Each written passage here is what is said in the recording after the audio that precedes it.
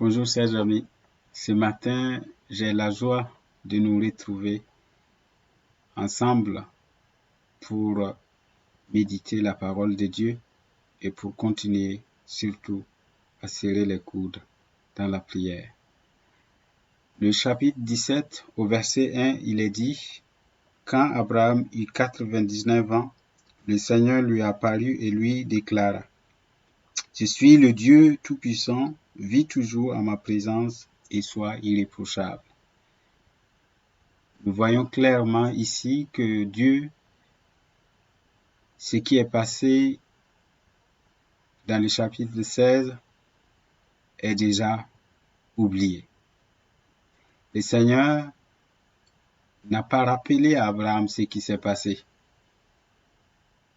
Le Seigneur n'a pas rappelé à Abraham ses torts, ses erreurs, ses péchés. Le Seigneur a simplement dit: vis en ma présence et sois irréprochable. Cela nous montre l'immensité de la grâce de Dieu, l'immensité de son amour, de sa fidélité, qui n'est pas comparable à la fidélité et à la présence de l'humain. Notre Dieu est fidèle, il est présent en toutes circonstances. Comme il est dit en Romains 8, ni la mort, ni la vie, ni le présent, ni le futur, ni les profondeurs, ni la largeur, rien ne pourra nous séparer de l'amour de Dieu manifesté en Jésus-Christ. Le Seigneur, oui, est toujours à côté, proche de nous et avec nous. C'est pourquoi il exhorte Abraham: vis seulement en ma présence et sois irréprochable. Le Seigneur demande simplement de rester, de demeurer dans sa présence, de ne pas quitter sa présence. Quitter sa présence, c'est abdiquer, c'est renoncer. Quelle que soit notre situation, quelles que soient les circonstances que nous vivons, le Seigneur est avec nous et nous relève pour nous remettre sur le droit chemin, afin de marcher avec lui. La deuxième exhortation, c'est le fait que Dieu matérialise toujours cette réalité spirituelle, cette réalité dans la pensée de sa parole à des signes directs, palpables. Le Seigneur va matérialiser sa présence, son renouvellement d'alliance avec Abraham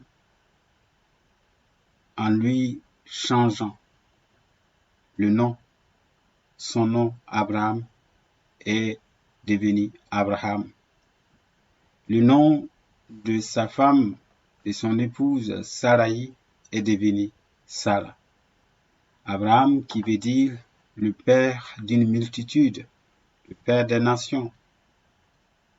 Et Sarai, Sarah qui devient la princesse bien-aimée d'Abraham, la princesse bien-aimée de Dieu. Ce matin, peut-être le Seigneur ne va pas changer nos noms, mais le Seigneur a déjà changé notre identité en lui, en Jésus-Christ. Le Seigneur a changé notre identité. Nos cœurs ont été transformés. Nos cœurs de pierre ont été transformés en cœurs de chair. Le Saint-Esprit a opéré une circoncision, un changement d'identité, un changement, oui, de vie. parce que nous sommes devenus une nouvelle créature.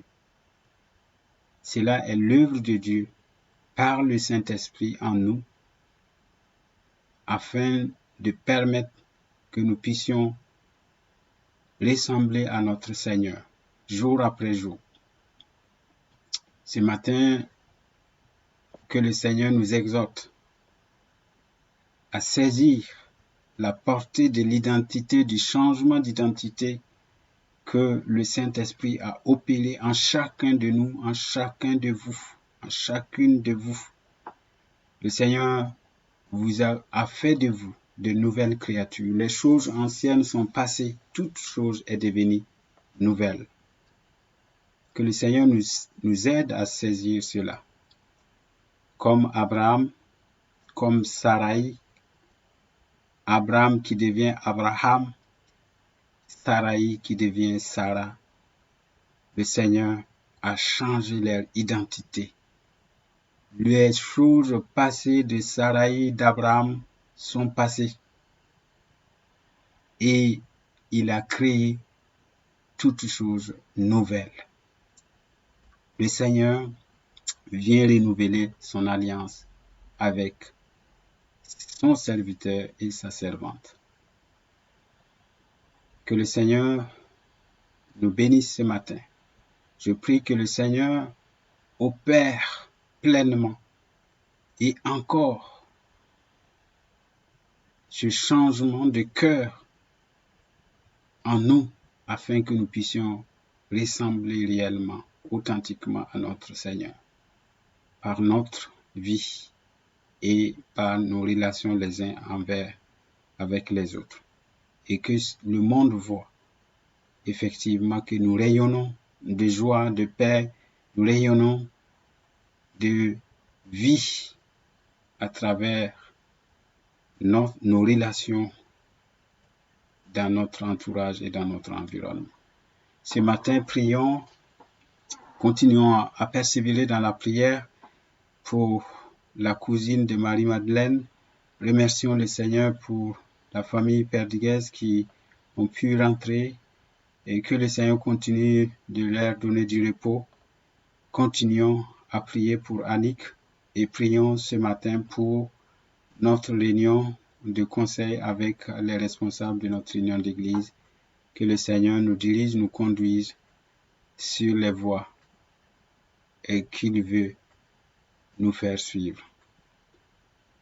Nous pensons à la cousine de Marie-Madeleine en demandant au Seigneur de permettre qu'elle soit encouragée et que le traitement puisse être efficace et que le traitement ne laisse pas de séquelles dans son corps et qu'elle puisse récupérer complètement sa santé pour la gloire de notre Seigneur.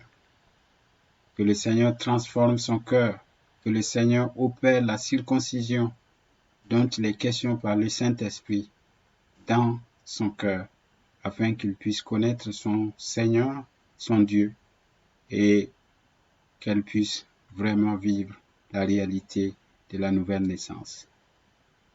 Bénissons notre Église ce matin, continuons à persévérer dans l'amour fraternel, à porter les uns et les autres dans nos prières. Que le Seigneur bénisse votre journée et à bientôt. Au revoir.